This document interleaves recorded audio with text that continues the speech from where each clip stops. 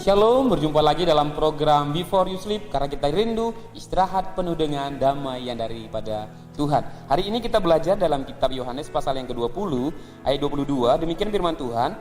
Dan sesudah berkata demikian, ia menghembusi mereka dan berkata, terimalah Roh Kudus. Perkataan ini adalah perkataan yang disampaikan Kristus Yesus kepada murid-muridnya selama 40 hari waktu Yesus sesudah kebangkitan. Nah, kita juga mau belajar apa yang disampaikan Kristus sehingga dalam 40 hari ke depan juga kita boleh dalam damai sejahteranya Tuhan. Nah, oleh karena itu kata di sini yang penting adalah terimalah Roh Kudus. Ketika Yesus sudah bangkit, dia mengajarkan kepada murid-muridnya untuk bisa menerima Roh Kudus. Kenapa? Karena Yesus akan naik ke sorga. Dia akan meninggalkan bumi. Jadi perlu ada seorang penolong bagi kita.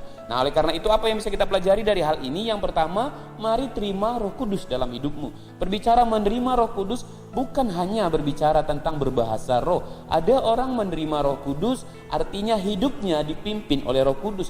Mari juga hari-hari ini ketika kita dalam perjalanan kehidupan kita, tetap kita mengandalkan Roh Kudus dalam perjalanan kita, sehingga hidup kita dituntun dari sehari ke sehari, sehingga apa yang kita perbuat, apa yang kita kerjakan tetap berdasarkan tuntunan daripada Roh Kudus. Nah, yang kedua, apa makna dari perkataan Tuhan Yesus terimalah Roh Kudus?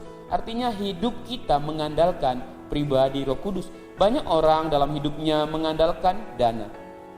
Ada orang yang mengandalkan yang namanya dayanya. Ada orang juga yang mengandalkan backingnya dalam menjalani kehidupan. Tapi mari kita belajar sebagai orang Kristen yang percaya kepada Yesus, dalam hidup kita belajar mengandalkan pribadi Roh Kudus, karena dialah penolong yang sejati. Percayalah, kalau hidup kita berjalan dalam Roh Kudus, terus mengandalkan Roh Kudus, kita akan hidup dalam damai sejahteranya Tuhan. Tuhan Yesus memberkati. Shalom.